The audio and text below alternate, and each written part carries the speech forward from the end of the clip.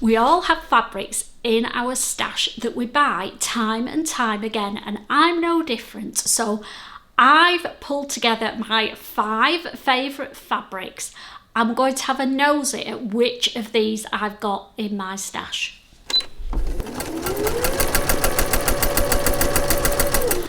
Hi there, I'm Christine the Gemini Stitcher and welcome to my messy sewing space today.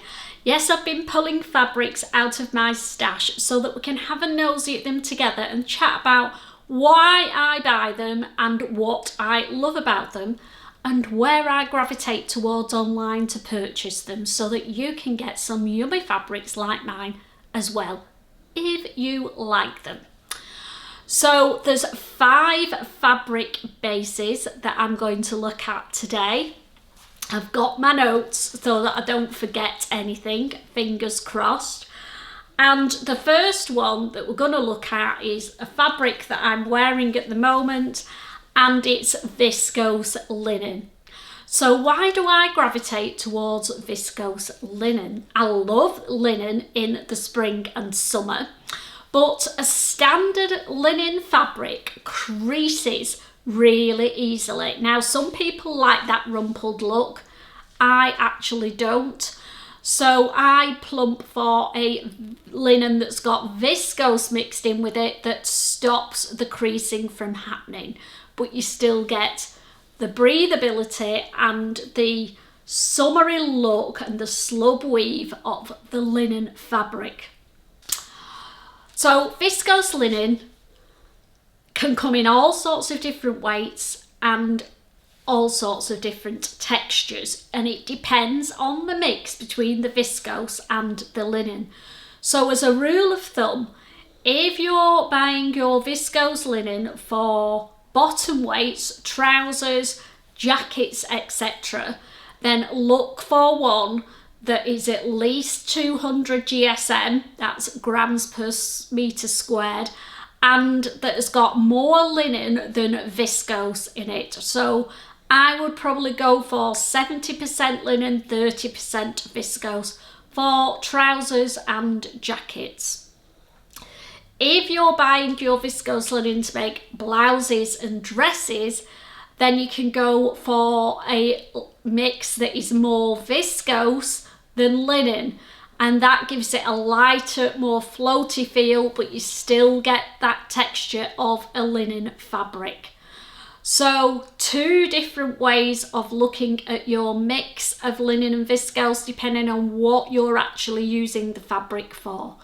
So I've pulled out 2 fabrics from my stash, one that's for bottom weights and one that's a lighter weight, more viscose content, and then you can see the difference between the 2. So this beautiful stripy viscose linen fabric was bought from Lamaze. It's been bought to make a pair of trousers. I want to make some paper bag trousers with it. Just let me get it as a single layer and then you can see. So it has got drape to it. It is very, very slightly see-through because it's a linen mix. It's not creasing. That's the viscose in it, but it has got weight to it. And that makes it means it's more linen than viscose and is good for jackets and bottom weights. You can use it for dresses as well and tops if you want. But if you're looking for a viscose linen for trousers, look for one that's 60-70% linen and 30-40% viscose. Now this one is for a dress or cord set maybe. I could get away with it as trousers, floaty trousers. But if you're looking for blouses and dress type linen, viscose mix, go for something like this that is more viscose than linen. So this is, I think it's about 70% viscose, 30% linen. So it's the other way around to the other viscose linen. More floaty, a little bit less structured and a lighter weight to and feel to it as well, but still very nice, still gives that linen look, but better weight and consistency, composition, sorry, for dresses and blouses. Fabric number 2 that is always in my stash is a viscose, and I have viscose chalet, normal viscose, but my favourite one is a good quality viscose twill. Now, these aren't normally as readily available as your standard viscose, but if you see a good viscose twill, buy it. That's what I do, and keep them in my stash, because you'll guarantee when I'm looking for one, I can't find it. So what's the difference between a viscose twill and a standard viscose? It's in the weave, and the twill weave gives it a diagonal line in the weave that you can see. Viscose in general can be a challenge to sew with, but I do find if you use a twill weave, it's a little bit more, it's heavier in weight, gives it a little bit more structure, and I think easier to control. It's not all floaty and going all over the place when you're putting it under your machine. So if you want a good viscose twill, look for the line in the weave and you'll know it's not a standard viscose, it's a twill. So let's have a look at 2 viscose twill fabrics that I've got languishing in my stash. This is the first one. Oh, look at those colours, absolutely gorgeous. So we've got pinks and greens in a large scale print paisley pattern, and I want to make a dress in this for the spring and summer. Now, I got this from Higgs & Higgs, so pop over there. They may still have some, but they definitely have some really nice viscose twills in at the moment. So that is my fabric, viscose twill number 1. This is viscose twill number 2. Look at those cute flowers on there. This is a fabric godmother pattern. This is a fabric godmother fabric, and it's in a chocolate brown base with pale pink and lilac and green in little cute spring flowers all over it.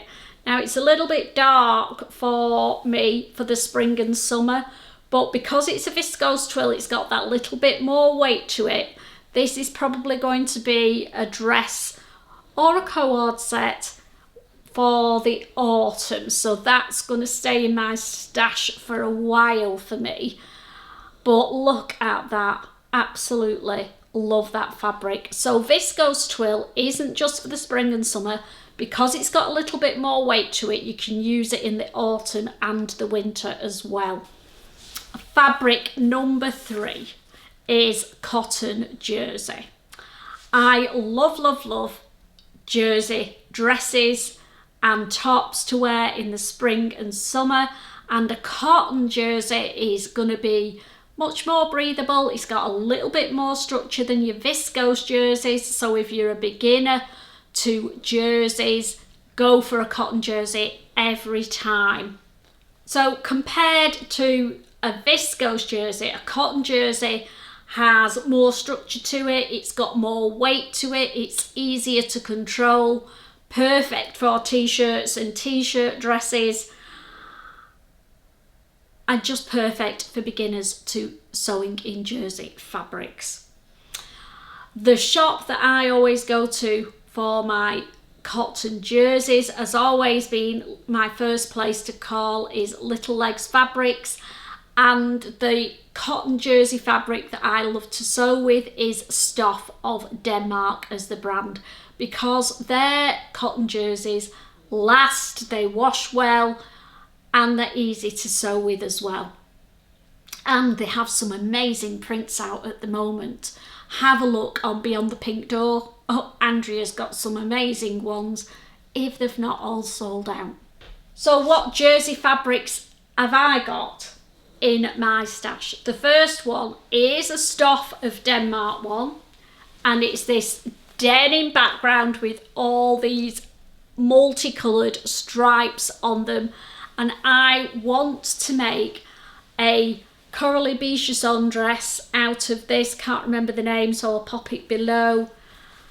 And it is absolutely stunning. It's got a decent amount of stretch in the width and in the vertical as well.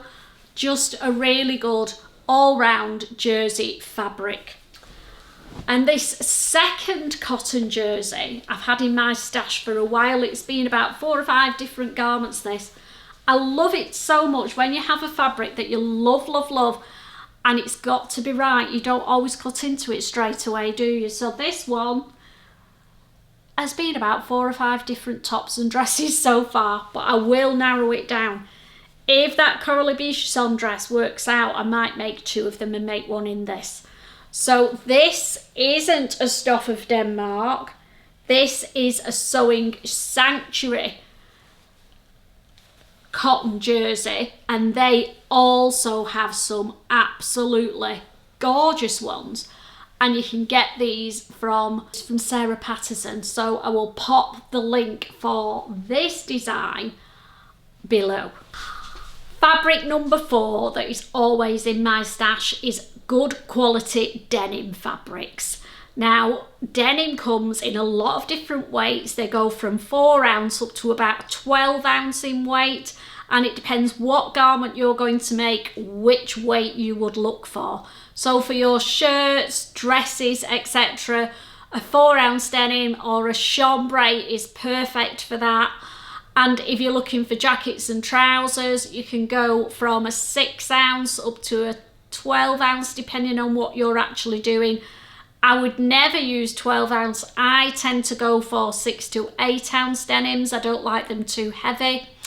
I like a good stretch denim, and if I'm looking for stretch denim, I always go to Higgs and Higgs. They have a phenomenal range of stretch denims, so really worth going and looking on there. If you've not made jeans before, then I would recommend doing them in a stretch denim first of all, just because it gives you that little bit of wiggle room and give with the stretch, with the sizing. A rigid denim, you've got to be really accurate with your measurements. So maybe a stretch denim is a good way to go for your first pair of jeans. So let's have a look at the 2 denims I've pulled out of my stash. This first one is a recent purchase. It's cream, because denims don't have to be blue. So the 2 I've pulled out aren't blue. This is a beautiful cream. The colour is coconut, and it's a Cousette French denim that I got from La Marzi. Not sure if they've got any of this left. They had 2 or 3 different colours in it.